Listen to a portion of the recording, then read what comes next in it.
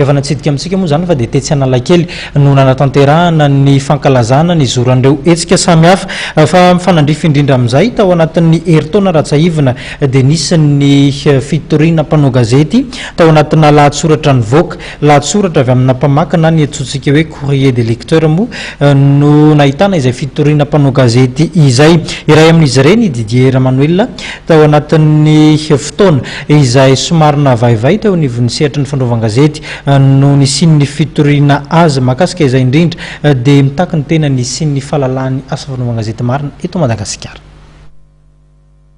No ny lahatsoratra izay nivoaka an-gazety izay voalaza fa manala baraka mpitondra fanjakana dia nitondra ny Jean-Luc Raga sy Didier Manuel ny minisitra mpikambana ao anatin'ny gouvernemanta izay nahatsapa fa voazimbazimba tao anatin'ny lahatsoratra ny volana Jolay 2012 mandra-piandro ny didy mpitsarana dia noazonina teny amin'ny fonjana Tanimora izy ireo raha tsy aivina. Ny didy izay nivoaka tamin'izany dia nanambara fa foana ny fanenjehana ary afaka madidio ireo mpanao gazety roa lahy tao aorian'ny ny fisintoman'ireo minisitra ny fitorian'izy ireo.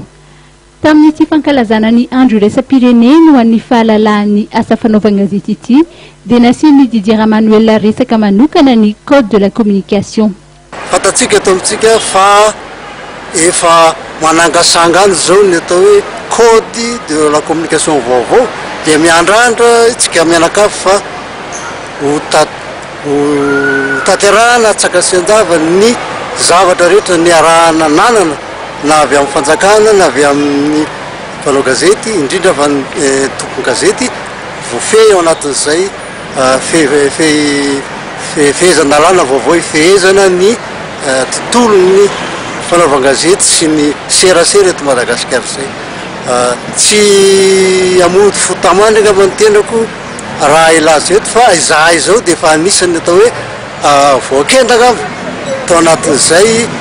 fomba fahitana ny atao hoe filazam-baovao sy